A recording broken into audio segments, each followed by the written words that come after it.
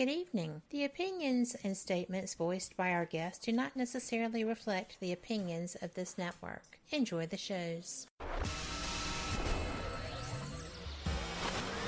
You are listening to WBHM Digital Broadcasting, Birmingham, Alabama.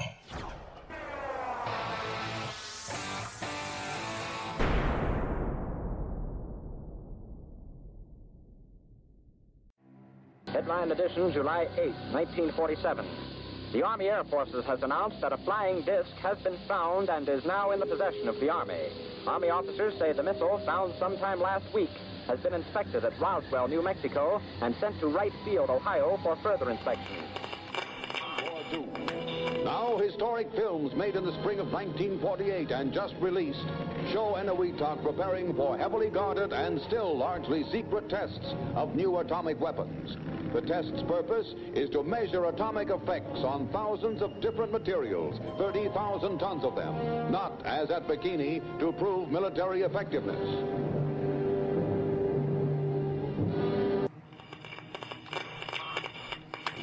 San Francisco police say that 9 persons have been arrested in a narcotics raid on the headquarters of the Grateful Dead, a widely popular singing group.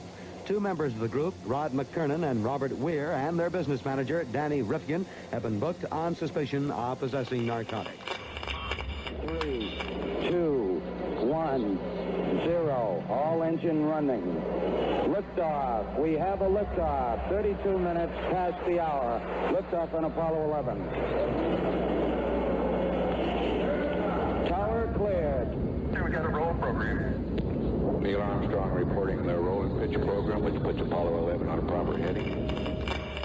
I'm going to step off the limb now. That's one small step for man, one giant leap for mankind. Well, strange lights are causing a viral buzz on YouTube. Could we have caught extraterrestrial activity on a recent newscast? Brandon Arroyo investigates. As the newscast ended, the controversy began back on September 26th. What is that light shining in the back of the dark night sky?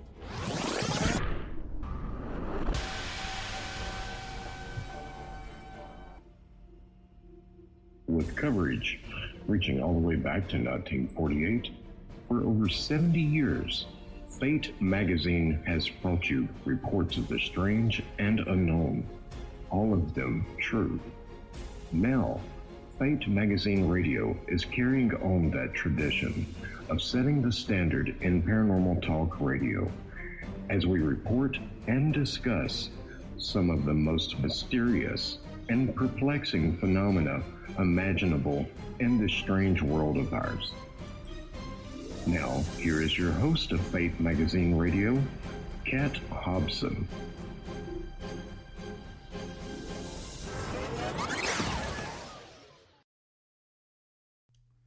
Good evening. Welcome to Fate Mag Radio, the online voice of Fate Magazine. I am Kat Hobson, your host, the voice of Fate, as it were, and I am so pleased that you are here.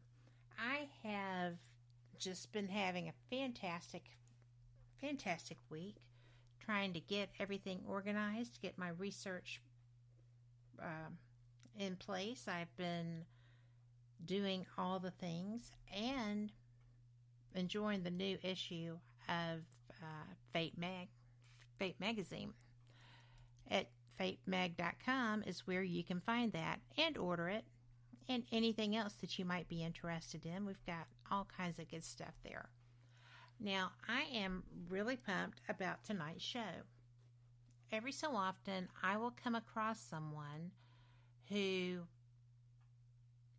is interested in doing research along the same lines as mine. The difference here is that my guest has been doing his for over 3 decades. And his book, which is a wonderful compilation of so much information, is Behind the Cosmic Veil, a new vision of reality merging science, the supernatural, and, the spiritual. I got those in reverse order, Thomas. You're just going to have to get on to me for that. I apologize. But Behind the Cosmic Veil, a new vision of reality merging science, the spiritual, and the supernatural. And the author of this wonderful book, Thomas Fusco, is here with me tonight. Hi, Thomas. Hi, how are you? I am well. I am so glad to be able to welcome you here. Thank you for joining me. Well, thanks for having me on the show. Well, I had to. I came across your book, and I was so taken with it that my highlighter is tired. I mean, it is just about worn out. Oh, my. But it's interesting because you have really, honestly, put together really almost all the information you need to be able to go out, conduct good research, trying to discover various things that, yeah, they always seem to just matter so much. You know, the paranormal, the cosmology, the divine order, UFOs. I know that I'm missing so much, but, you know, it's all here. And I am enjoying it. Thank you. I know this is an awful lot of work. The book came out in 1971. Is that correct? It was published in November of 2011. Why did I think... I don't know where I got that. I'm sitting here looking at your copyright. But what happened to you in 1971 that you got started with researching this? I guess it's the 30-year thing. Oh, my, yeah. Yeah. It has actually been that kind of afternoon here in the last few minutes, but life goes on. But seriously, you've done this for over 3 decades. So it came together. You had your very own toe, that theory of everything. You've gone on, when you get into the paranormal side of things, I was taken aback to see that we shared so many opinions there relevant to having to have almost a primer to go by. You equate it to the elemental tables. That's not right. But, well, yeah, it is. As far as physics and science go, you have to have a base, and you actually have created such a base that can even be expanded and, you know, moved beyond just where you left it if somebody were to take a notion to, like, drill it down even more. But you've done so much here. I have to say thank you. Well, you're quite welcome. It's been quite a journey. One of the distinctions with my work, particularly in the area of the paranormal, but any kind of a supernatural phenomenon, is that generally speaking, what researchers do is to pick a particular type of phenomenon and then try to analyze it. They try to dissect it and see what they can figure out as far as explanations and causes.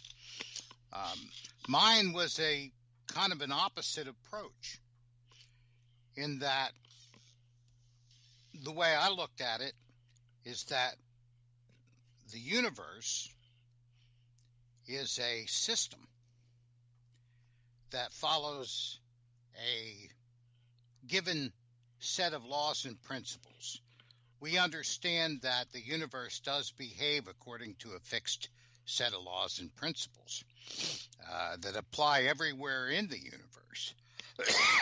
We're still trying to understand them all, but we understand there is definitely a set of laws that govern it. So my premise was this: what kind of a universe would allow paranormal phenomena to occur? How is the universe put together that would accommodate not only supernatural phenomena, but also conventional observations that are made by physics and science? And so it's kind of a top-down approach. And,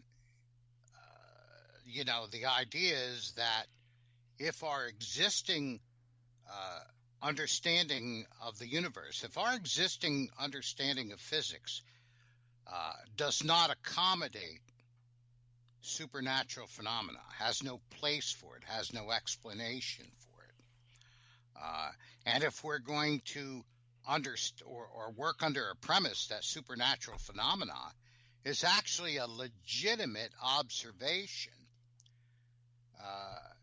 then if our existing systems don't accommodate it, there's either something missing or something wrong with our current understanding of what we would have as a model of the universe. So my task was to come up with a different model of the universe that would not only accommodate the observations of science and physics, that we don't want to negate any of those, but also would have a place for it, a framework in which paranormal and supernatural phenomena could operate. And so that's what my book is about, and that's what the theory of supergeometry is expressed in a book. That's what it's about. It's a new vision of reality, as the book says. Well, it's actually fascinating because you start with your quest for your theory of everything. And I'm actually very interested in that. I have been exposed, read, and studied several different people's version of that. And the most recent being My Big Toe, which is kind of a funny title for a very serious book. I'm somewhat familiar with it. Yeah. Mm-hmm. Yes, but the way that you approached yours and your explanation was very succinct and interesting, and not at all far-fetched. So it's obvious that your base is very strong as you approach these topics. And well, you're pretty brave. Well, I was pretty driven. But how would I phrase it? In established physics, we also have a collection of anomalous observations. Mm-hmm. And so these anomalies also point to the fact that we do not have a complete model of reality. Our model of physics is somewhat, there's something incomplete or missing about it. So there is a need to formulate a more comprehensive theory of everything. And the other aspect about it is that it needs to be scientifically meaningful. People often confuse, at least, in non-scientific circles, they often confuse notions, speculations, hypotheses as actual scientific theory. In the alternative field, the word theory is tossed around so much it's ridiculous. And most people who are using it out in the general public really don't have any idea what it means from a scientific perspective. But one of the things that every theory does, scientific theory, is that it makes predictions that are experimentally testable. And that's something that my theory does that pretty much most everything else in this field doesn't do. And when I say this field, I'm talking about, quote unquote, the alternative thought field. Yes. They make a lot of, good arguments, and they present a lot of good ideas, but it has to be able to accommodate all observable phenomena, plus it has to make predictions that you can run experiments on to test it. And that is the characteristics of a real scientifically meaningful theory. Well, absolutely. You have to be able to know what you're dealing with, or at least find a way to replicate and reinforce the claim, the experience. I think experience is a better word. But that's just me. But you're right. And that's something that I have found in all my years of trying to do this. I don't mind reinventing the wheel, as it were, but I don't want to have to go back to the beginning of time to do so. You mean like what I did? Literally. You're Literally. Funny. Oh, my goodness. Oh, no. But you've done such a great job. And I've developed a theory, of course, a bit further since I published. So we'll probably be talking tonight about some of those, additional ideas and concepts. I'm good with that. When you spoke about the beginning of time, it was interesting because one of the foundations that I talk about in my theory is the creation of the universe. Yes. The Big Bang. And that really is a paranormal event. It's not normally thought about that way. But once you try to, or once you succeed in giving a scientifically meaningful definition to what quote-unquote paranormal is, then it begins to blur the lines between these fields of study. And we can discover, for example, that gravity is a paranormal effect. And things of that nature. The creation of the universe was a paranormal effect. And so that begins to gather everything under one umbrella. Indeed. Well, now, out of curiosity, and because I know there are people who are going to definitely have opinions, as do you, can you explain your statement that the Big Bang was a paranormal event? Yes. And as I mentioned in one of our email correspondences, is that one of the one of the things that I normally need to do when I'm answering these kinds of questions is to give a little bit of background information. And in this case, what the background is here is the modern concept of information.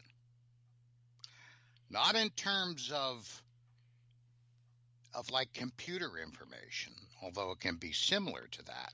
Physics normally, or at times, uses words that we use in common language, but in physics they mean something a little bit different. So, for example, in school, most of us remember being taught the conservation laws of mass energy, or mass energy equivalency. Mm-hmm. And they basically told us that matter and energy can neither be created nor destroyed. Everybody's probably heard that. Absolutely. I've had it tossed at me in the middle of an investigation in the past. Oh, my. But here's what the addition is. Over the last several decades, physics has accepted the idea that the information from which mass and energy is assembled itself cannot be created nor destroyed. Now, that's a very interesting concept. That's a very expanded concept. Yes, and what's interesting, when you talk about paranormal phenomena, people talk about it and try to explore it in all kinds of different ways. Primarily, they like to talk about frequencies a lot. Mm-hmm. They like to talk about frequencies, and they also like to talk about what I call the criminology. Yes. The perpetrator, the whodunit. So in the paranormal, it's Dead Aunt Mary. And in UFO, in ufology, it's the aliens. But they all overlook the idea of information, the concept of information. And so, for example, just to give you an example, everybody knows, everybody that's familiar with paranormal phenomena knows what EVPs are, electronic voice phenomena. And they also know what disembodied voices are, which are the acoustic version of electronic voice phenomena, where you hear disembodied voices, literally. Yes. But, Kat, the one thing that every single one of them overlook is that these kind of phenomena, like disembodied voices, are a materialization of information. Not to mention incredibly disturbing when you actually, have that happen, because it's not supposed to. The same. Well, yes. And here's where the concept of information helps us. Because when you think of these manifestations as a materialization, now, what I mean by materialization is the scientific understanding of it.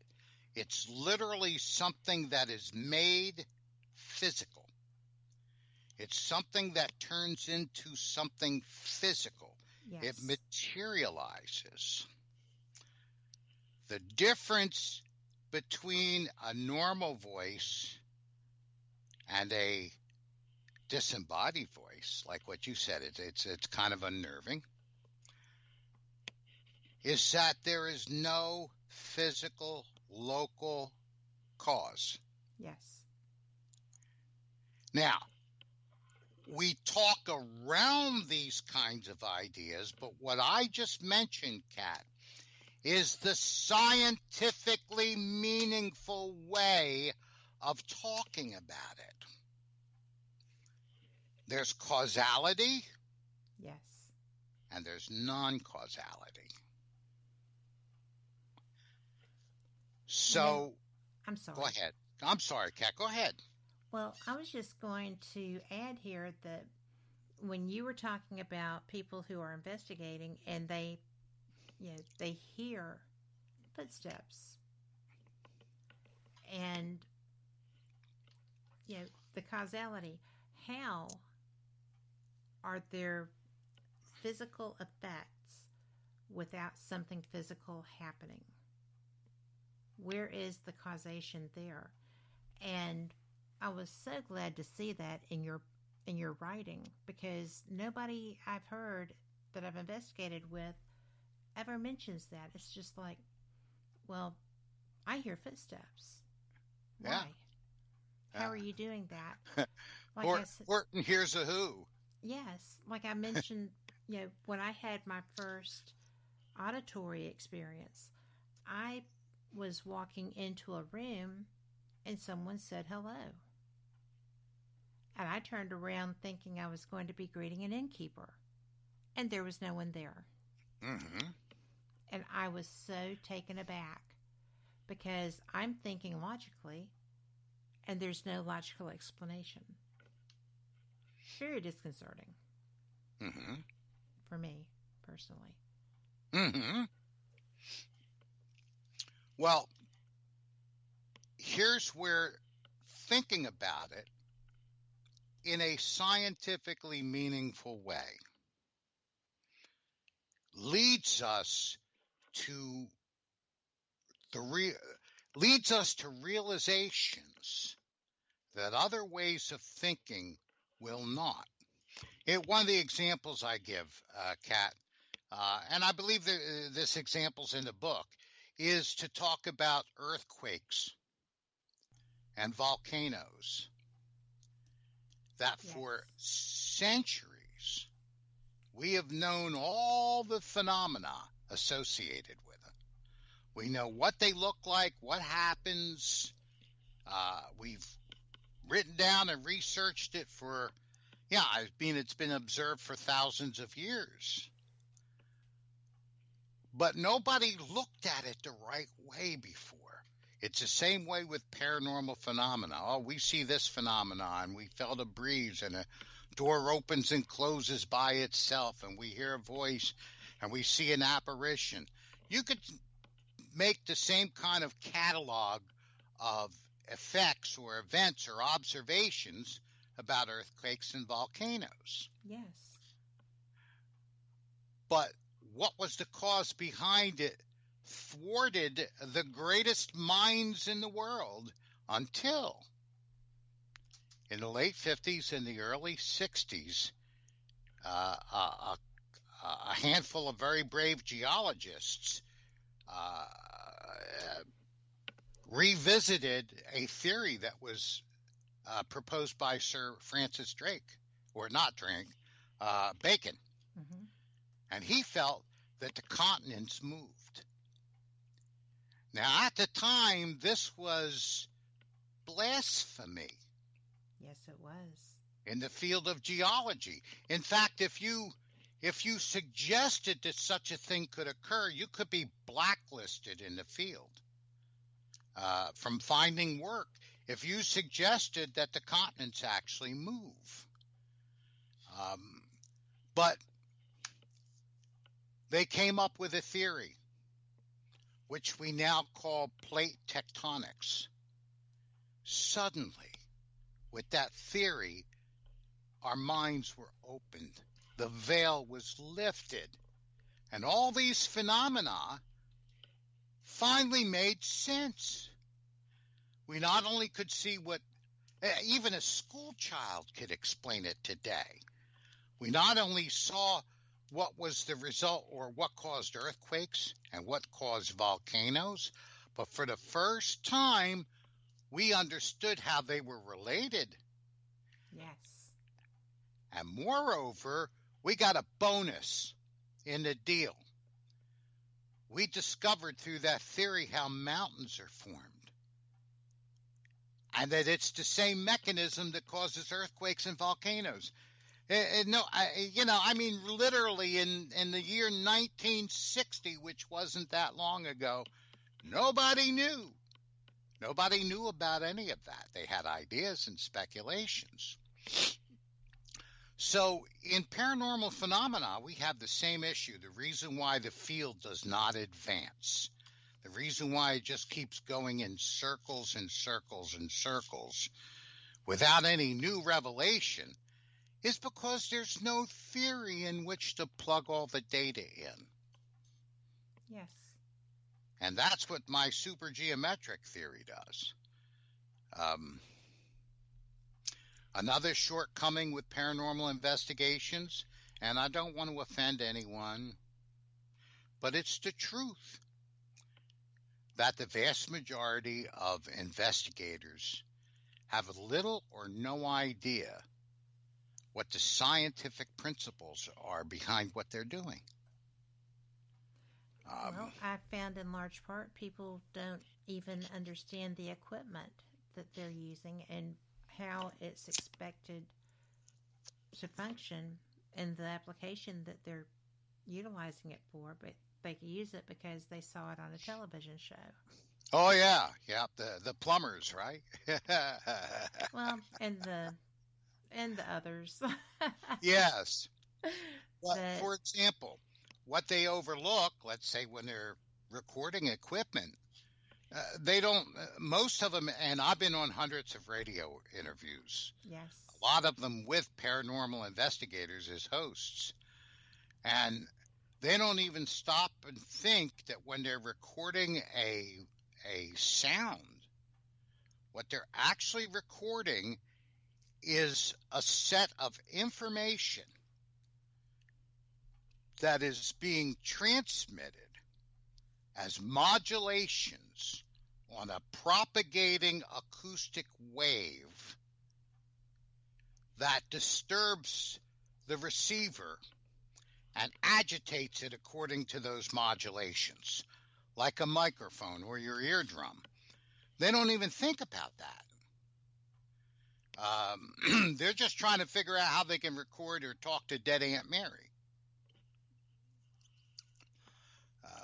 And so that's a problem. Now, on a handful of times, I ventured in it, to ask the question, do you know what the scientific method is? And they don't. Well, they couldn't answer it. And I'd ask them, well, how can you claim that you're investigating something scientifically when you don't even understand Science Sandbox 101? And do you get an answer? They try. I have not had a radio host who was a paranormal investigator be able to answer the question.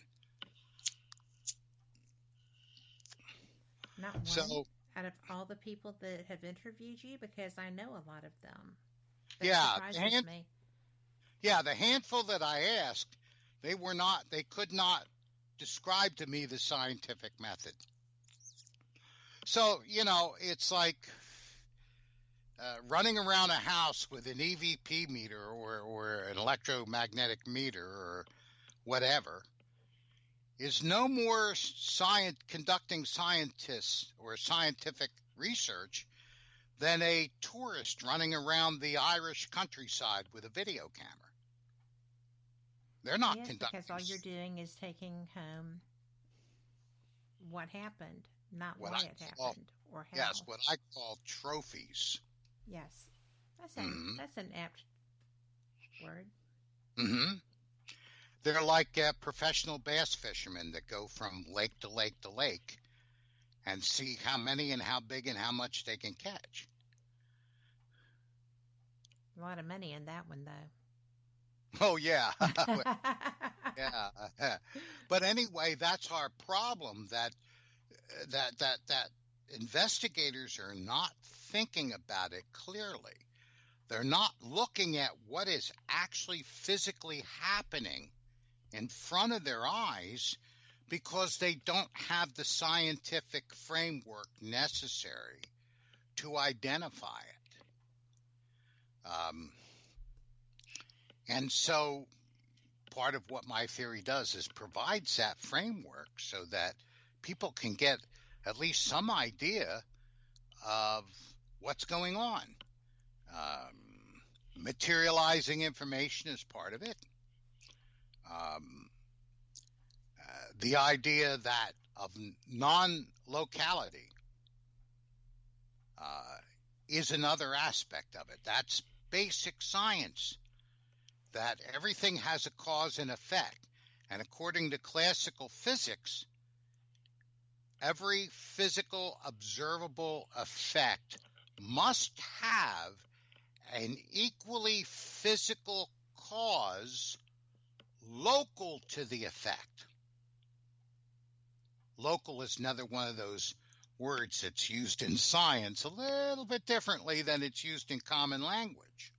True, but it's imperative. Yes.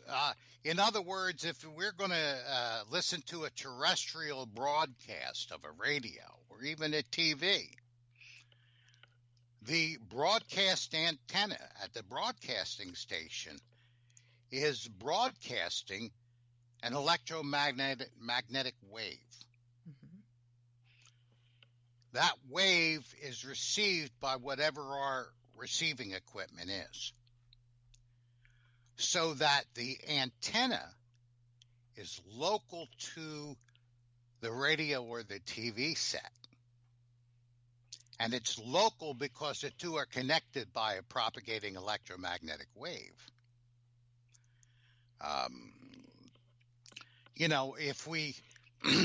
If we open a window to let a breeze in and it blows a paper off the table, well, nobody's touching the paper, but the moving air molecules in the breeze are touching the paper. Therefore, the waves or the wind, the molecules in the breeze are local to the piece of paper. One of the things that I had to realize very early, Kat, in this work, almost one of the first things that had to be done was to come up with a scientifically meaningful definition of paranormal phenomena. Not the stuff that's been talked about for, heaven knows, decades, up until in the 19th century. Yes.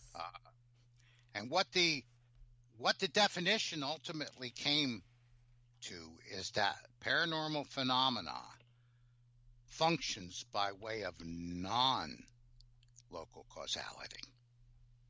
That's the thing that makes a difference.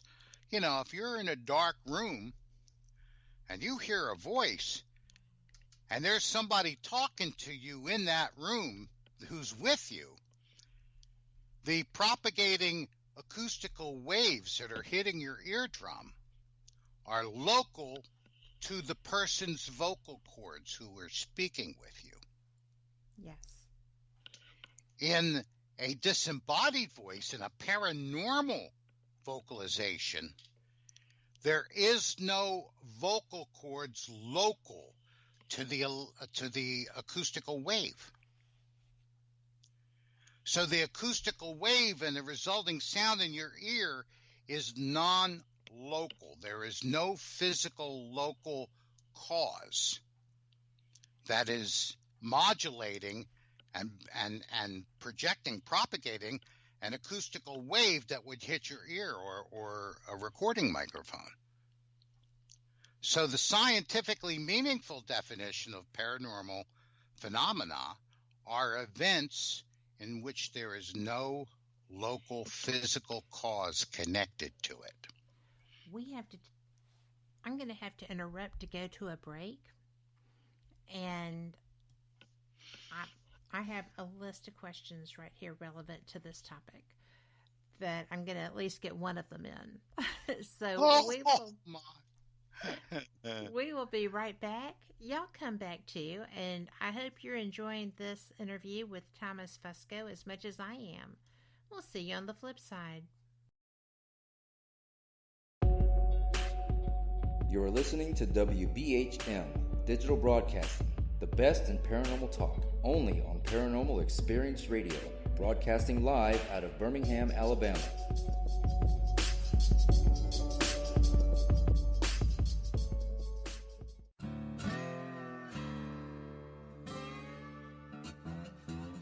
Oh, come on. I'm Southern, but... Nope. That'll do. Hello. I am Kat Hobson, host of Paranormal Experience here on WBHM Digital Broadcasting out of Birmingham, Alabama. I enjoy having guests from all areas of the paranormal, from ghosts to ufology to cryptids and beyond. You'll find some of the best researchers in their fields bringing you some great information. Join me on Wednesday nights from 8 to 10 p. Eastern here on WBHM Digital Broadcasting. Since 1948, Fate magazine has brought you reports of the strange and unknown, all of them true. Fate Radio is carrying on that tradition, bringing you the unusual, macabre, strange, and bizarre. Join host Kat Hobson Sunday nights from 8 to 10 p.m. Eastern on WBHM Digital Broadcasting.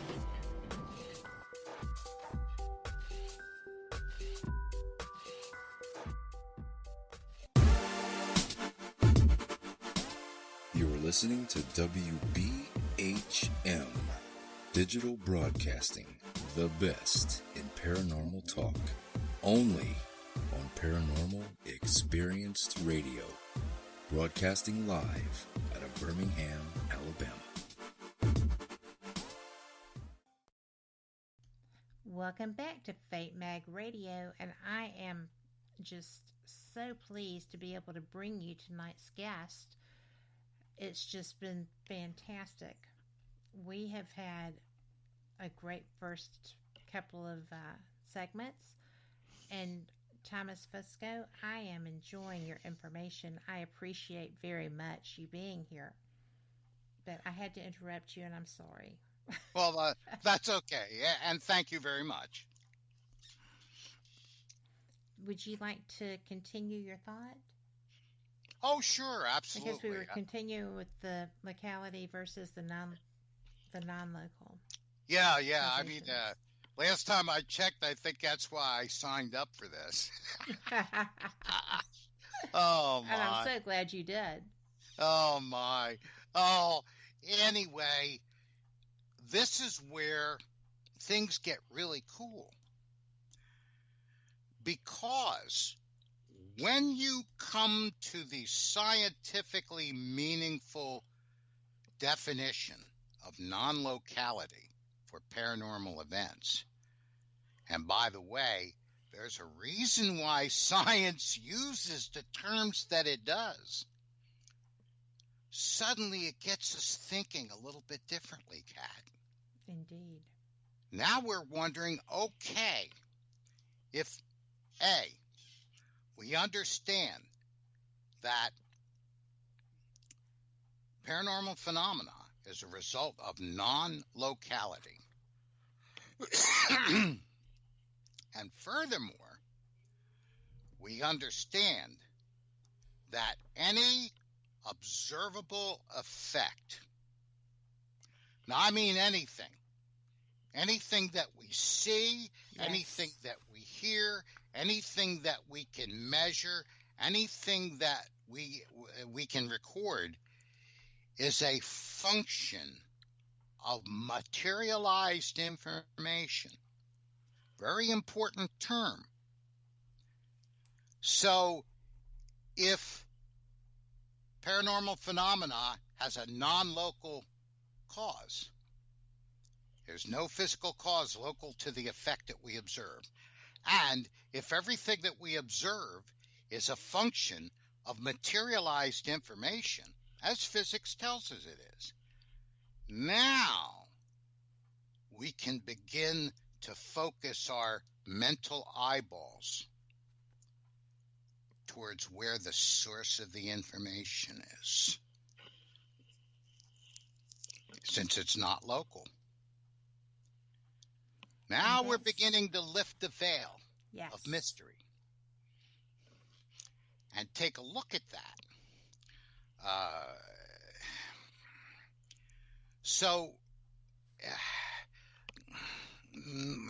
Where do I get? Oh, all right. We're on this subject. Let's talk about this information a little bit further.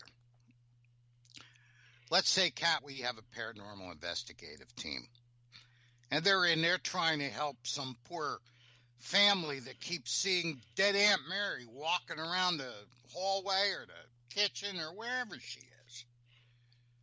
You know, and dead Aunt Mary's showing up pretty clear, and you can kind of recognize the features of the person. And one of the investigators, goes to the public library, the local public library, and starts looking through the archives and see if he or she can find any kind of an odd event that happened at that location. Maybe 100 years ago, let's say it's the white lady, you know. In England, they see a lot of black dogs. Yes. Over here, we see a lot of white ladies. And white dresses. Yes. That's the only thing you get when you go. Ah, the lady in white, yeah. So, let's say an investigator, they find out some lady died in the house 100 years ago. And they find a photo of the woman, make a copy of the photo, bring it back to the location, show the homeowners, they gasp. They say, oh my goodness, that's the lady that we see walking down the hallway all the time. Well, that means let's look at the photograph scientifically for a second. That photograph is a recording of the information that is being carried by the light waves that are reflecting off of the lady's figure, off the lady's body. And then those light waves carrying that information in the form of modulations reflects off the woman's body, enters into the camera lens, and is recorded on the film.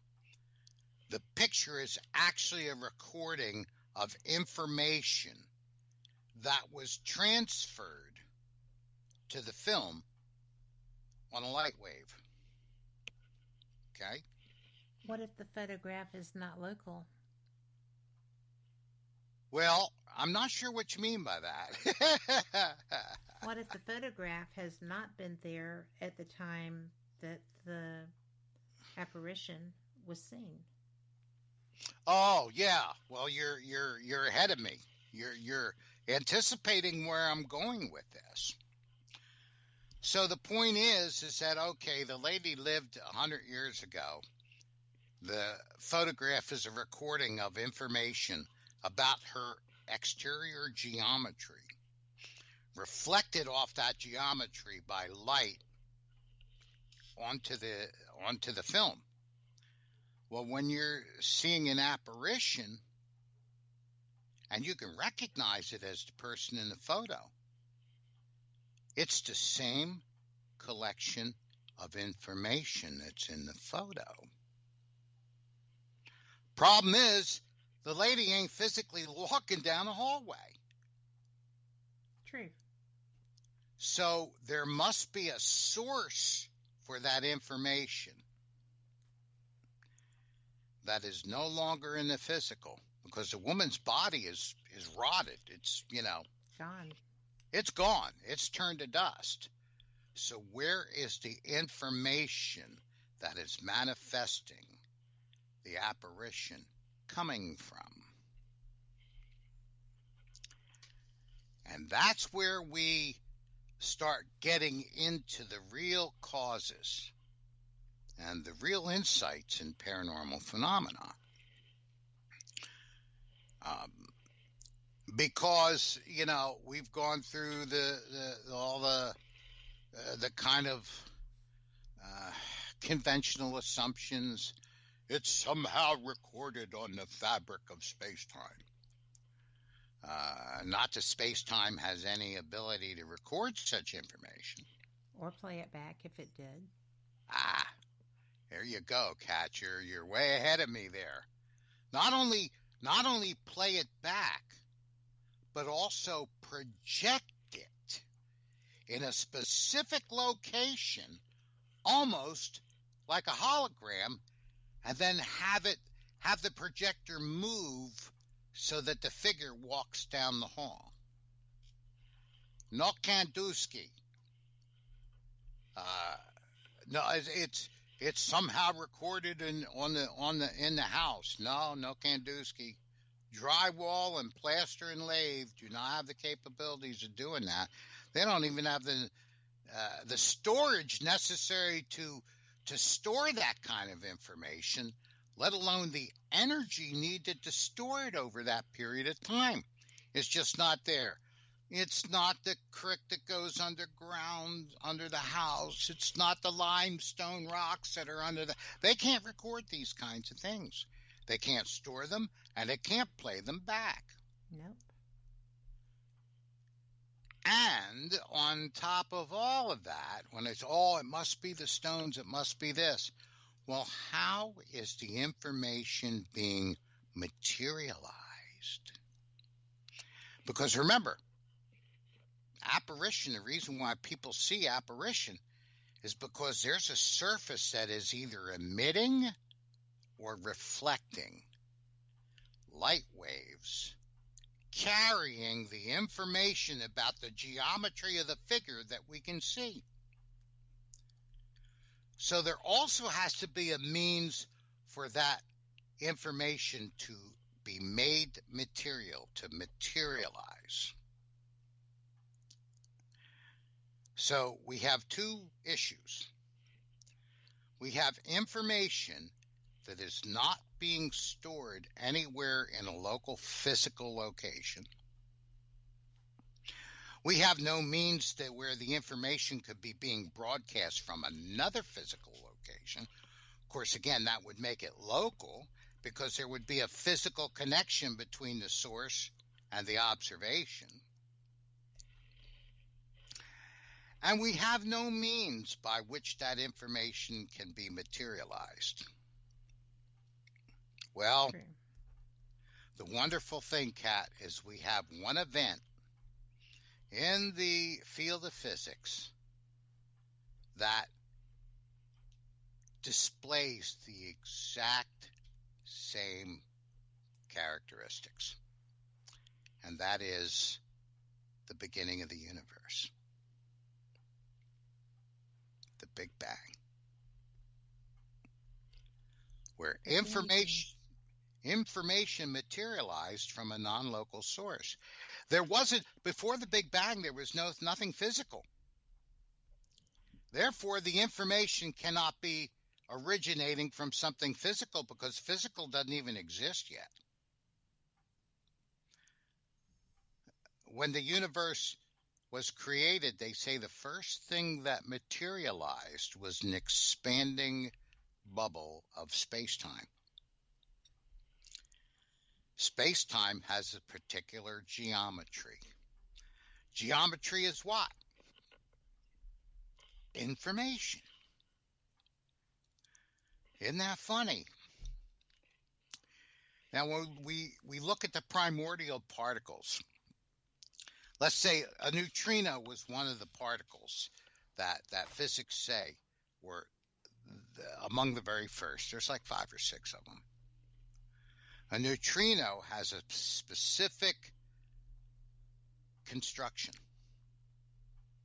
It has a specific order. It has a specific set of information that makes up what it is and actually defines it as a neutrino.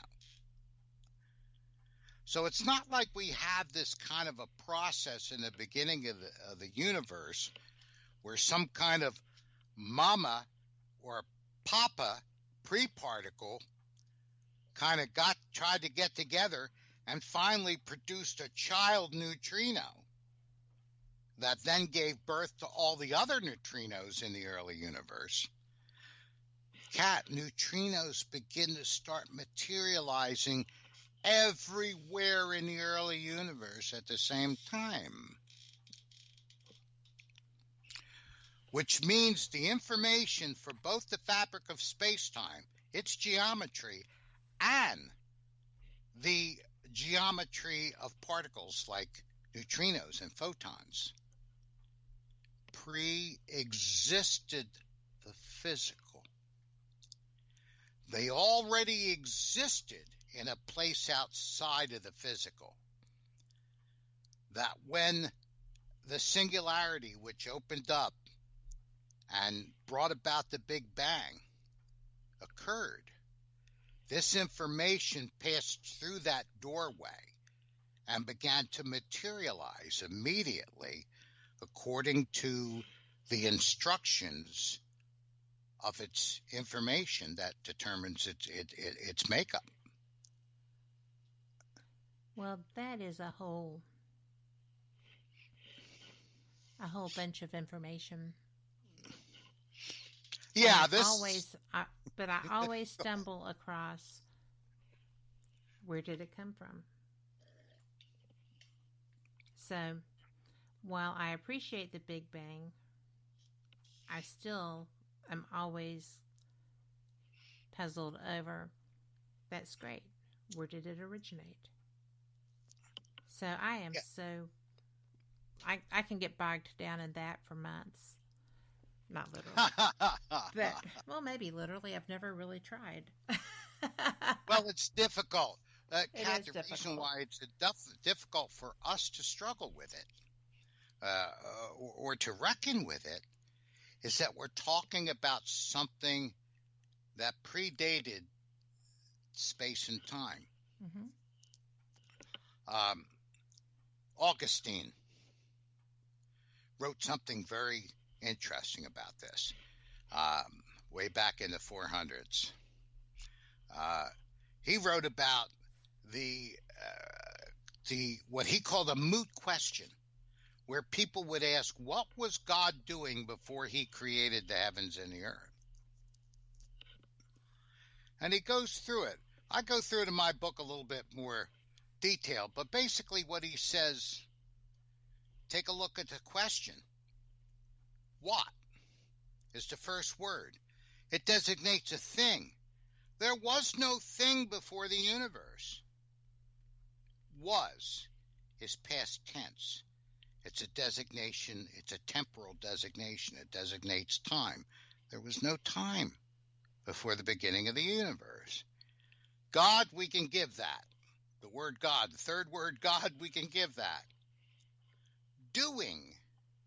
What was God doing? Doing is a word that carries present tense. It has a temporal element to it. Therefore, we have to discard that word too. Before.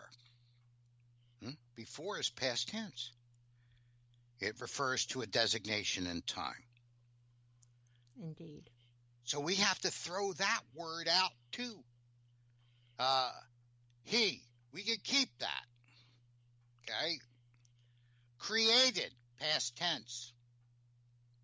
Time. The heavens and the earth. Physical things that didn't exist yet. Because they weren't created yet.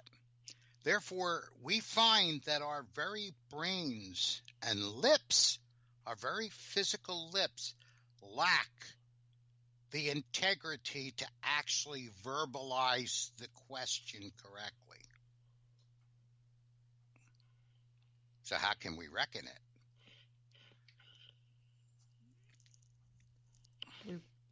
Go ahead. It's a very difficult thing. It is a very difficult concept.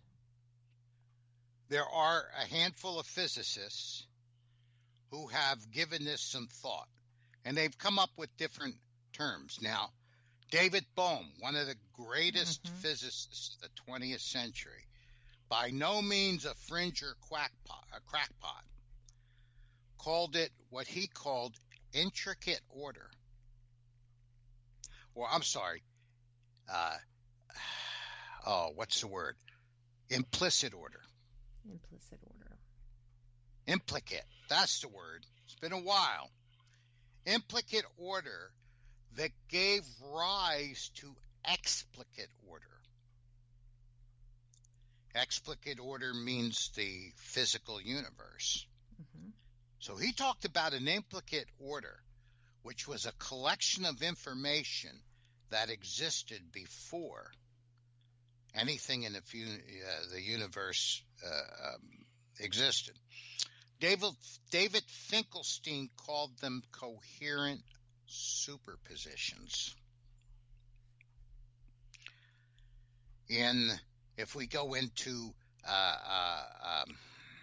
parapsychology, and we read about Edgar Cayce, he called it the Akasha. Yes. Yours truly calls it supergeometry. It is a superset of physical geometry. So that all geometry in the universe is a result of its supergeometric equivalent above the speed of light, above the physical universe.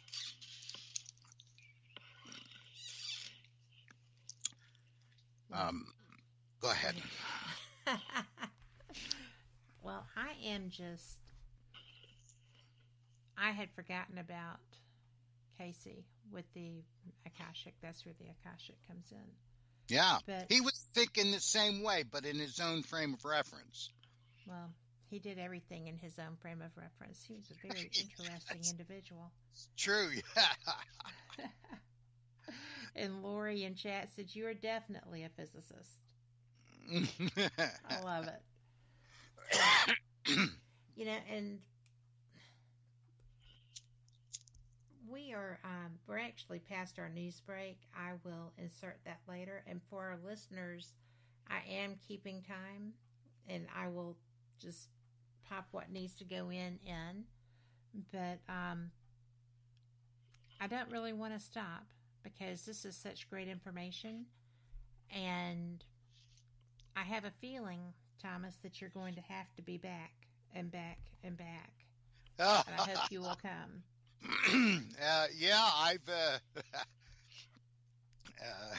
I've been promised that before. Well, that's okay. I actually mean it, and I am fascinated. But because I've never asked someone with your background that question. Can you explain this to me? Because I always, come back to, origination. There's this, biblically at least, there's this supreme being with these great mad skills who decides that he's bored and wants to create something. Yeah. And then everything just starts evolving, and then we have him come to us who, biblically we're in his image. Well, men wrote the Bible, so that makes us gods. If we're created in his image, in a which sense, I'm okay with. But it just goes on, and there's so much confusion. And every time I ask someone about that, I go, well, you just have to have faith. Well, no, I need logic too. Yeah. If I can have logic and faith, that would be great. And it says that the Bible says that his power and deity, I can't remember the exact wording, but it says can be recognized through the things that are made. Yes. So we're not supposed to turn off our brain. If we have to turn off our brain to accept the existence of God, then I don't think we're thinking of it the way that we should. Well, no, because the answers are there. You just have to seek them. Yes. And that's what people who research and can't, be satisfied without finding their answers do. As they seek. So, but thank you for that. Oh, my pleasure. Now, one of the things that when we're mentioning the Bible, because remember, my work joins together the spiritual and the supernatural and the scientific. It creates a bridge that actually blurs the lines between the disciplines, so it's not easy to distinguish that there's a difference between them. And that's one of them plate tectonics kinds of theories. It is indeed. That brings all the things together. One of the things that the Bible talks about, which is poorly understood by many Christians because they don't really need to know it for their belief in salvation. They don't really need to know this. But there is a deeper aspect to it, and that is the mystical Christian understanding of what they call the Word of God, which is the Logos. That's the Greek philosophical term for it. The Greek manuscripts have the word Logos that we, in modern language, in English, we translate it as word. So the first paragraph of John begins, "In the beginning was the Word." But the underlying Greek is Logos. In the beginning is the Logos. It's the Word of God. All things were made through Him. All things were made through it. So if we look at Genesis, in the beginning God created the heavens and the earth, but the earth was void and formless. It was like this formless pre-material clay, this substance. Then God spoke the word light, and light materialized. So it's interesting that when we take a look at these, these scientific ideas of implicate order and coherent superpositions, and my theory of supergeometry, and Edgar Cayce talking about the Akasha, here we have in the Bible the Word. And it is there's a place in the Old Testament where it talks about wisdom of God, which is the Old Testament equivalent to the New Testament Word of God. He says, wisdom speaks in the first person, and it says, when God was laying the foundations of the earth and the skies and all those things, he says, I was beside him. I was by his side as the craftsman, the artificer of all things. And so here we find this connection, a bridge between these various disciplines. And the key that most everybody overlooks, Kat, even the theoretical scientists, the physicists often overlook it, is the idea of information. This is why we have problems when we try to come up with theoretical models of what goes on inside of a black hole. Yes. Astronomical figure. Now, the public is familiar with the, what's his name? I can't remember all this stuff. I'm getting too old. Well, if you can't remember it, good heavens. Well, I did have some of it written down. That that scientist. He was the fella that was in the wheelchair. Hawking. The Hawking model of black holes is what the public is mostly familiar with, because that is what got most popularized, sensationalized. It came about in part through Hawking's book, A Brief History of Time, which has been jokingly talked about, the greatest bestseller that no one ever read.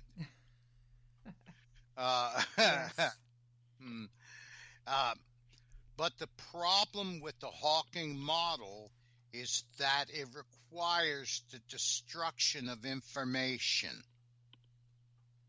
The black hole is like the information motel. Information comes in, but it doesn't come out. Absolutely. And since it destroys information, it violates the laws of the universe, laws of physics as we know it. So information is a very real element. It's just that most people disregard it. They don't think about it in that way. I would encourage all paranormal enthusiasts and all paranormal investigators to keep in mind the concept of information, because it's key. Everybody wants to talk about frequencies and waves, and they all want to talk about Dead Aunt Mary. Well, there's this uncomfortable detail called information. And so, Kat, here's how it relates. Now, this is where I'm going to start talking about something where it gets real crazy. And very exciting and very disturbing at the same time. Very often related. Yeah, earth-shattering, paradigm-shattering, like plate tectonics was. All right, well, let's see what we have here. Let's talk about a paranormal event. And by the way, from my research, and I think, Kat, that you would probably agree with this, and most paranormal enthusiasts would, is that when it comes to paranormally active sites, which we all know what that means. We do. Call it a haunted house, call it whatever you want.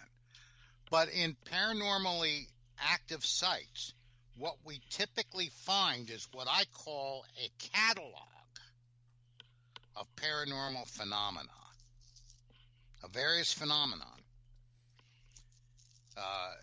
In other words, you have this same catalog, mysterious sounds, things move by themselves, so on and so forth, disembodied voices.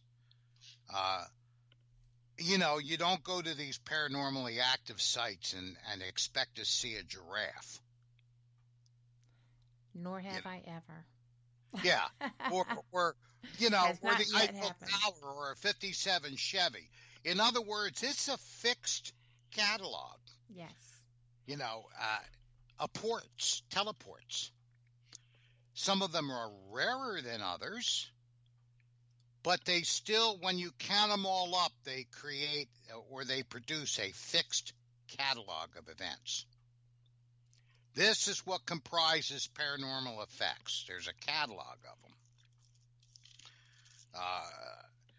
So one would have to say, assume that if we have these effects consistently being observed over and over again, various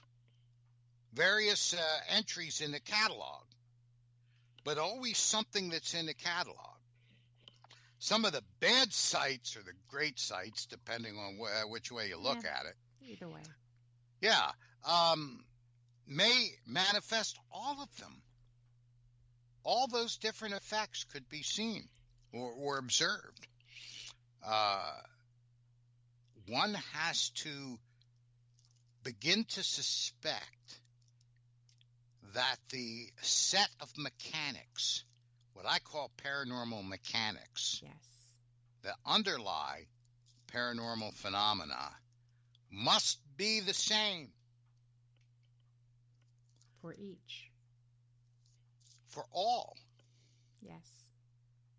See, this is where paranormal investigators get screwed up, because they start researching EVPs, or they start researching this or that, and they come up with a hypothesis that could explain it, like an EVP.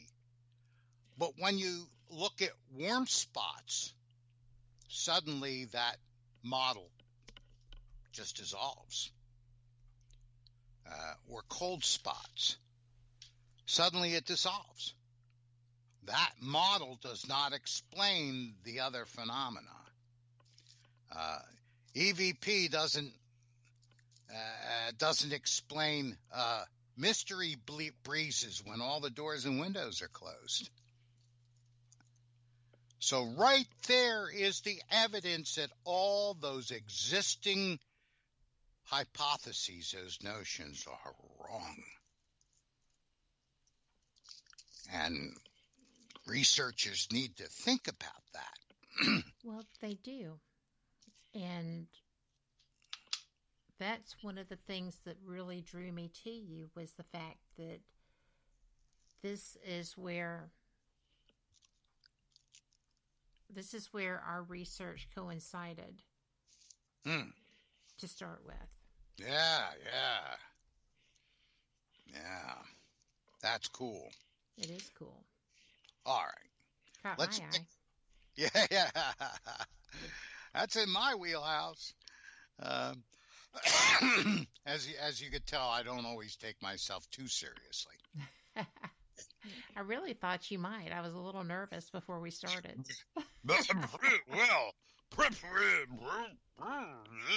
Right? Yeah, like you got a broomstick sewn into your spine or something, very proper, yes. Anyway, let's pick one. Let's pick a paranormal event from the catalog. That is something that... all right, let's go the full Monty. Let's go for the Holy Grail, the full body apparition. Full body apparition. All right, okay. I have yet to see one. Well, that I know of. Yeah, I don't need to see one. All I need to know is that other people see them. That's like what I say. I don't need to know that that we have vehicles up on Mars rolling around and taking pictures. I don't need to see them myself. Other people know about them, and I trust the source. Dangerous. Yeah, really. What am I going to do? Build my own rocket ship and shoot one to Mars just to prove that it's real? Anyway. And folks at home, you could pick almost any observable phenomena out of the catalog, and we're going to be talking about the same kind of thing. Okay. Here's where the theory gets predictive. This is the cool part. All right. I love cool parts. Yeah. Now, here's what we have. We have one of the common reports of observations at the onset of a paranormal event. Not necessarily during it. It happens during it, but just before the paranormal event. people have a tendency to read variations in the background electromagnetic field. Okay. They read an elevation in the electromagnetic field. Now, that's not fully scientific, but we'll take it as anecdotal, because to conduct science to prove that is very difficult. Can be done, but it's extremely difficult to do out in the field. But let's accept the anecdotal evidence that there's enough observations of people notating a rise or a fluctuation in the background electromagnetic field with meters that they have at the onset of a paranormal event. Well, here's the cool thing. This is where it gets really cool.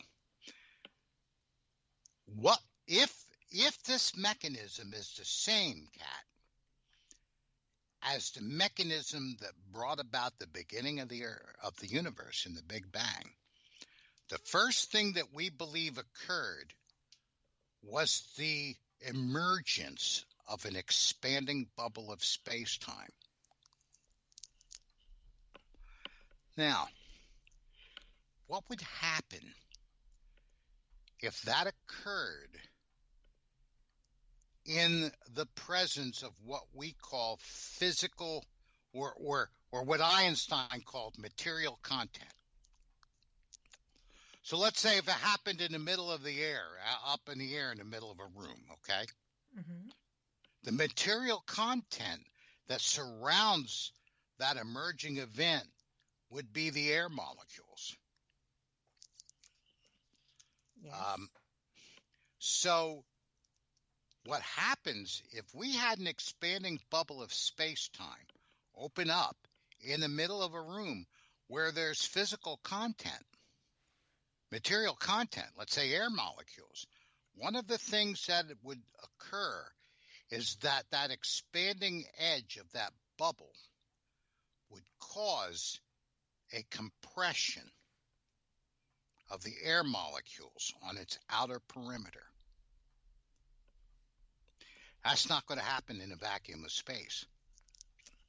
But it will happen in the middle of a haunted house. Well, sure. Good point. So, what happens when we compress? There's several things that happen when we compress air molecules. We excite the electrons inside those atoms of the molecules. When we excite those electrons, they jump up into their higher orbits around the nucleus of the atom. The result is the emission of an electromagnetic field. Fancy that. Imagine. But it doesn't stop there. One of the other things that excitement would produce is a heat signature. Funny thing how heat signatures are detected. Another thing. That is fascinating. Yeah. This whole sequence is so accurate. Oh, Kat, it gets crazier. Trust me, it gets crazier. And this is what, it's the elephant in the room. It's what's staring everybody in the face and they can't see it, just like the plate tectonics. They can't see it. Now, if the compression was rigorous enough to where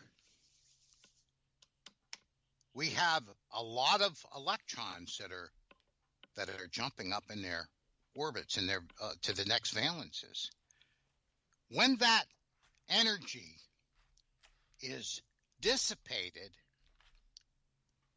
the electrons fall back down into their lower orbits around the nucleus. When electrons do that, Kat, they emit photons. So now we have luminous phenomena. Exciting atoms and molecules so that their electrons jump up into into higher orbits, and then they drop back down and they emit photons. That's an LED. That is too cool. And That's you know, I was reading that and trying to wrap my head around it in your book. So then I had to go and research LEDs. So your book is a vast network of rabbit holes, Thomas, but I love it. But oh yeah, it's been said to induce primal fetal positions and involuntary thumb sucking. Well, no, I just went and hit Google to go find my next reference is what I did. So it's it really is brilliant. I'm just gonna let you know that I find it so. But go ahead. We've gotten to the LEDs, which is our luminous apparitions. Yeah. So people do see luminous phenomena with no local physical cause. They don't understand. Recognized. Yeah, since they haven't worked it out the way I'm talking about, they don't realize that the air molecules themselves are the local cause. It gets even cooler. Now, when you have this expanding bubble of space-time, you have a temporary reduction in air pressure inside the bubble. Okay, that makes sense. And at some point in time, the laws of equilibrium, balance what's inside the bubble from what's outside the bubble. But while it's manifesting, one of the things that the lower content in the atmosphere would cause is a cold spot. Here we got another one. We're going right down the catalog. You sure are. Now, let's talk about EVPs. Well, let's go back to the beginning of the universe, where we have an expanding bubble of space-time and information that begins to materialize from the other side, whatever you want to call it, the other dimension, whatever. There's all kinds of words that have been used, I always said that people talking about higher dimensions was evidence that they had no idea what they were talking about. Because once you get outside of space-time, there are no dimensions. Well, that's another show. Yeah, that's another show. The idea of singularities and why there can't be any dimensions in singularities by definition. Okay. Let's say we have a ghost. I'm going to use the conventional terms, but everybody will understand it. A ghost that is trying to speak. Now, a ghost doesn't have vocal cords. But what's being emitted in the opening of space-time, in that expanding bubble, is information. And I say that the way the universe is constructed, when information is injected in these bubbles, it automatically begins to materialize. It's a spontaneous effect that's brought about by the way the universe is actually constructed and designed. So let's say this vocalization drops down into this expanding bubble of space-time and begins to materialize. Well, information that is going to materialize is materializing in the form of modulations. Now, modulations are little variations that, travel on a propagating wave.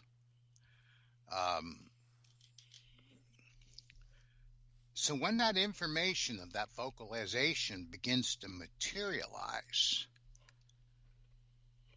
the electromagnetic field that is surrounding that bubble begins to take on that information. And the electromagnetic field that's around the bubble that they're detecting with their meters when the bubble is forming, that electromagnetic field is propagating. It's being projected, but this time it's carrying the information of the vocalization in the form of electromagnetic modulations. The wave propagates out, enters into a microphone, completely bypasses the acoustic diaphragm, and goes directly to the coils of the microphone, where it's inducted by the coils, goes into the recording device, and the device records a voice where nothing was audibly heard because it was transmitted by an electromagnetic frequency. Well, that's well and good, but how do you get what appear to be specific answers to specific questions with that method? Well, now we're talking about the perpetrator. We're talking about Dead Aunt Mary. What my work concentrates on is the physics that's involved, the actual mechanics of paranormal phenomena. Is there an intelligence? Well, a collection of coherent information is intelligent.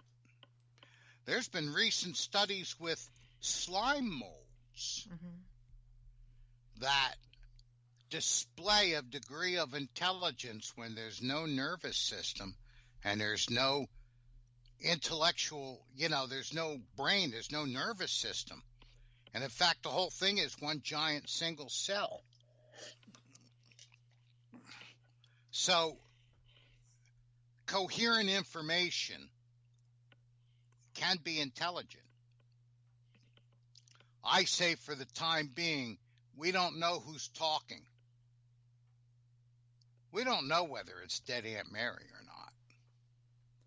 Well, that's another aspect that lends itself to be careful what you wish for, because you don't know who you're in communication with.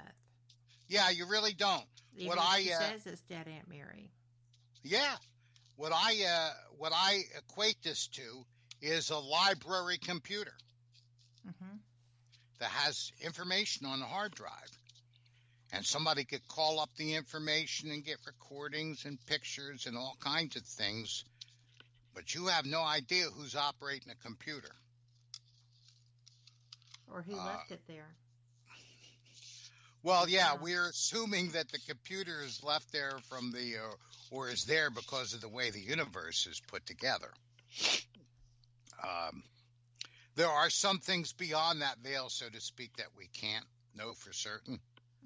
I think it's that principle that since we are a component of the universe, that there's a limit to what we can understand about the universe at large, because we cannot encompass the universe. The universe encompasses us. So there's a limit to what we can know. But taking this a little bit further, let's set aside for the moment the conversation about the criminology and continue to focus on the forensics, which is what I'm doing, because there's been centuries full of people who have talked about the whodunit. True. And that's a never-ending circle. I want to know. I don't want to know about the criminal who killed the victim. Like in a crime scene. That's the criminology department. They're going to do psychological profiles and all this kind of thing, figure it out, why he did it, where he did it, I want to know about the gun. I want to know how the gun operates. I want to know how the gun fires. I want to know how it kills. I want to know how the bullet entering the body creates certain spray patterns of blood that can be analyzed and traced. That's my job. I'm the forensics department. And, it, for a large part in this field's been out to lunch. Everybody's a criminologist. And forgive my attitude about it, but it's frustrating. But anyway, be that as it may,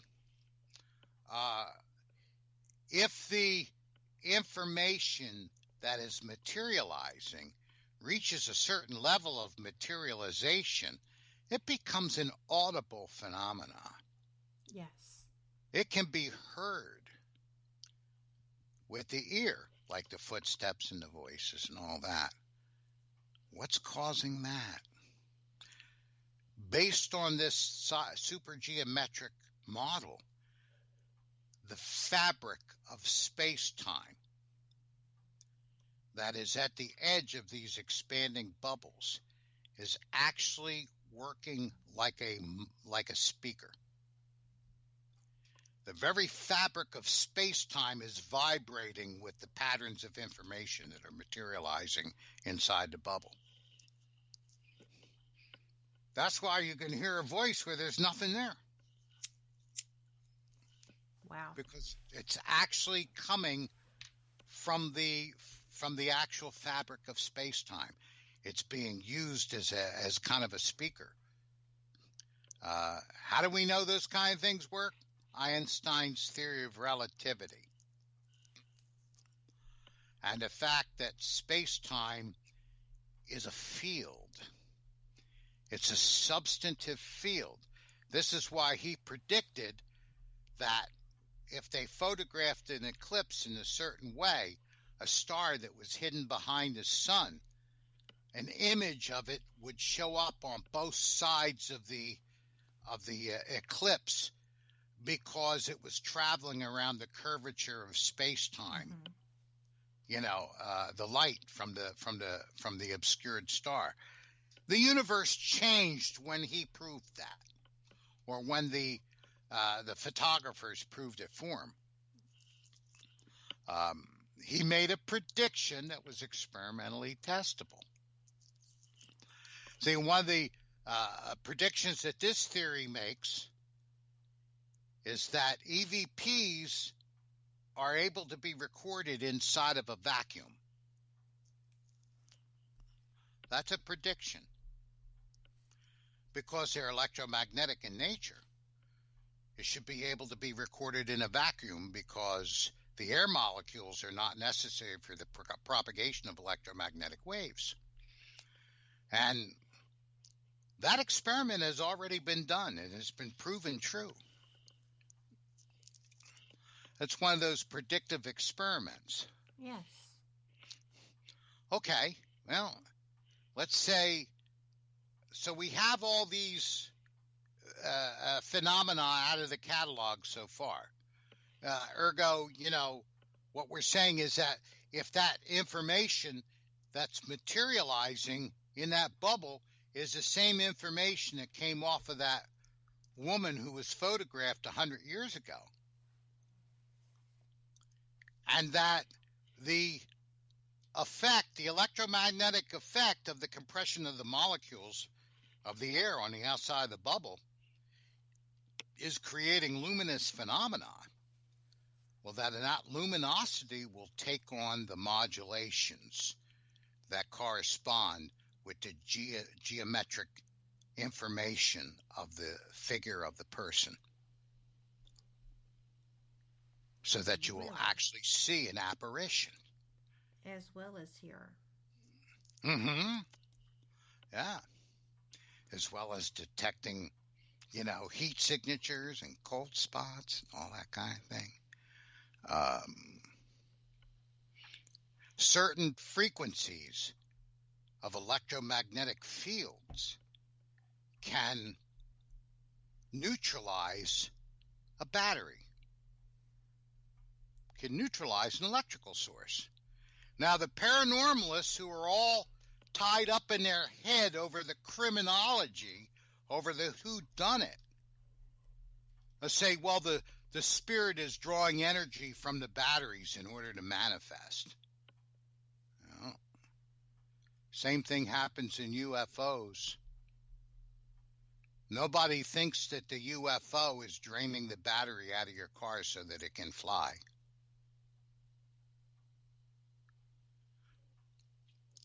So this is... Go ahead. Really made that connection between UFOs and batteries. Oh my, yeah. That's not an uncommon phenomenon where suddenly the cars shut off, people can't restart them while the UFO is present. But in ufology, we don't think that the battery in the car, or a flashlight that's no longer working, is being drained so the UFO can fly. It's understood that it's emitting some kind of an electromagnetic field that's causing a dampening effect, which we know. They've already designed weapons that they can fire at vehicles and shut them down because it disrupts the electromagnetic fields that are at work in it. Right. So what I'm saying is what happens in paranormal events is the exact same thing. Not that the battery is being drained by the ghost. However, a person learns how to do that after they die. I don't understand. Doesn't make any sense. It's like trying to explain, that's what I was talking about, is like trying to explain a phenomenon in isolation. Right. Without realizing that the whole catalog is the same set of mechanics that's occurring underneath. Expanding bubble. Go ahead, I'm sorry. Well, I was just going to say, when I was reading about the mechanics side of things, it was exciting because there's a logic, a methodology in place to create the effects that are the paranormal anomalies. Yes. It's a cool thing. And if we stand back and look at it for a moment and forget all the preconceptions, just look at the observable phenomena. UFOs display many of the characteristics of paranormal phenomena. Yes, they do. I claim that the mechanics behind both are the same. And if they are aircraft, if they are spacecraft designed by an intelligence, then that intelligence, I say that intelligence has discovered and has mastered the mechanics of paranormal phenomena.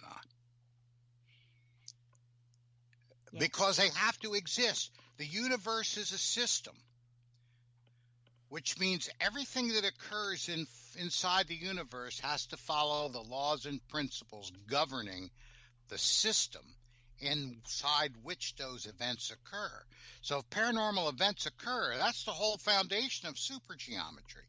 If paranormal events occur, that means that the universe is put together in a way that allows it to happen. The paranormal phenomena actually works in accordance with as yet discovered laws and principles that govern the greater universe. So if a alien species mastered this, If we mastered it, we could easily create craft that display all the characteristics of a UFO, including no visible propulsion. Funny thing, I don't know how many people have made the connection between UFOs that travel with no physical means of propulsion and when objects get tossed around by a poltergeist with no visible means of propulsion. Touche.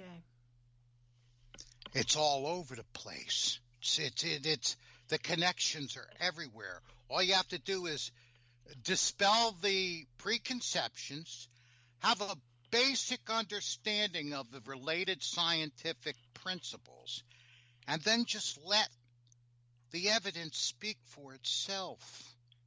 It's what Tesla did. Everybody was trying to shove electrons through electrical devices by direct current, more and more, harder and harder to drive, machines, light bulbs, all those kind of things. Tesla looked back, and Nikola Tesla just said, wait a minute. Why can't you pass the same electron through the device back and forth? Ergo alternating current. Mm-hmm. His genius, people seem as they think that's genius, but the opposite is true. Tesla looked at it like a child. He looked at it like a child would look at it. And that's how he was able to see what all the great educated minds in the world could not. If you have an expanding bubble of space-time and it's pressing on the surrounding atmosphere and the bubble expands fast enough, you will have a breeze where there is no open doors or windows. Yes. And I'm moving a little bit faster now because I see we're getting near the end. One of the things that was understood in the early universe when this bubble of space-time expanded was it created the effect of gravity. It created a gravitational field, which the implications of that are mind-blowing. This is even beyond what I'm talking about right now. That's for another show. So if this expanding bubble of space-time occurs inside of a house, haunted house, and it's generating its own gravitational field, which, by the way, has already been experimentally proven. Mm-hmm. That was another prediction this theory made, that someone conducted an experiment and demonstrated it. What would happen if there was an increase in the local gravitational field?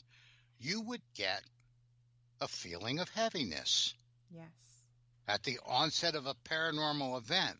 Oh, I'm telling you, Kat, it goes on and on. This is just so fascinating and bizarre.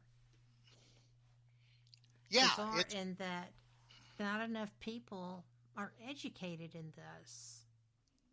Not enough people who are going out and trying to understand the phenomena that are being reported understand this. That's a whole nother story. Yeah. It hasn't been from a lack of trying. Well, I do know that. But, I mean, I have been trying, and there are things that you've tossed at me that are new to me. So, I'm loving it. There's never been a theory like this before. No. Not that I'm aware of. Yeah, it's, gosh, an associate of mine, a loose associate, has his own theory. He developed his own theory, which is not quite as universal as mine. But it's a very similar idea. and it makes very similar predictions. And that he talks about this expanding bubble as being the mouth of an Einstein-Rosen bridge, which is the colloquial name for that is a wormhole. Yes. He calls it a wormhole.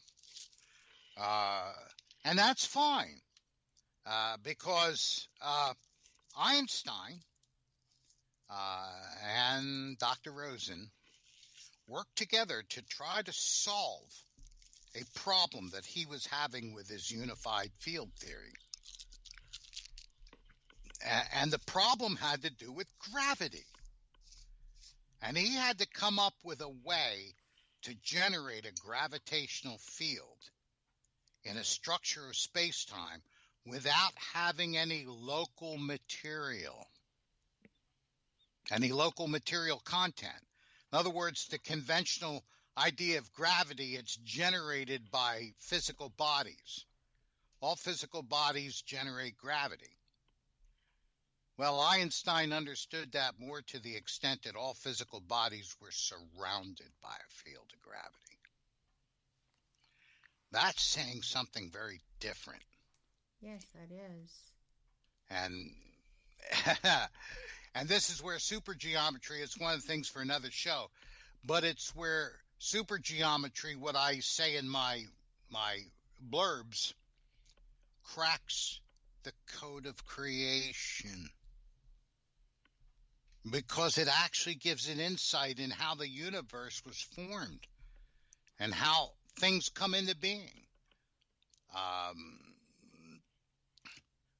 But anyway, so you'd have mystery breezes.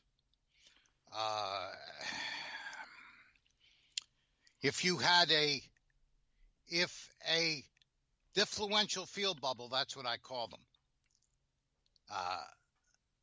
was able to be moved supergeometrically, which it can, then the materialized object inside of it would move without any known means of propulsion, because what's actually being moved is the bubble of space-time that surrounds the object. And we were taught in school, of course, that all objects, even atoms and molecules, are surrounded by space. Yes. When you touch a tabletop with your finger, you're not actually touching the tabletop. You can't. There's a field of space that separates them. What you're feeling when you're pressing down on is the field of space that surrounds the object that, you're trying to touch. Oh gosh. So then you have, mysterious movements. Kat, it just goes on and on. Well, it does, and we haven't even touched on very much of it, and we are out of time. We didn't even get to the role of good and evil. So we're going to have to do this again. That's where the diffluence comes from. Yes. Oh, my goodness. We are going to have to do this again soon. So I have had the best time with you. Thank you. And thanks for having me on. It was a pleasure. Well, it was for me as well. And I'm sure our listeners are going to be going back and listening to this going, oh my. And they'll just have to listen again because the explanations are very good. So, and we'll also talk about why the paranormal field really does not want anything to do with my supergeometric theory. Well, there's a lot of work involved with that. But yeah. I do want people to know that your website is www.cosmic, COSMIC, Veil, VEIL, one word, .com. And the book link is at that site, and you can see order the book. And I'm going to tell you that my poor little highlighter has died from going through this book. And it gave it up for the cause. So, it is a great research tool. It's a great educational tool. There is so much information. I have been working my way through this for some time now. And I continue to stop and go back and stop and go back because everything is interconnected to a degree. You're going to love the work that you put into this. It is, again, the cosmic veil, and I have completely lost my full time. Well, it's right here with me. Beyond the cosmic veil, a new vision. Behind. Thank you.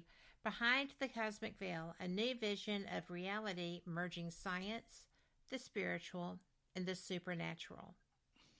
And the website is www.cosmicveil.com. So go get that and enjoy it. And let me know what you think, because I am definitely up for having a conversation with any of you about it. Thomas, I am so appreciative of you. Thanks again.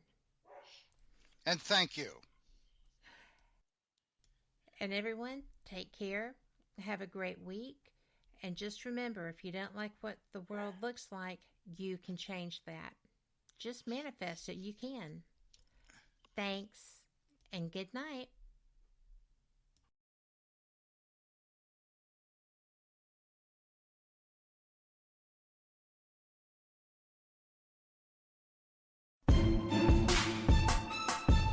You are listening to WBHM Digital Broadcasting, the best in paranormal talk, only on Paranormal Experience Radio. Broadcasting live out of Birmingham, Alabama.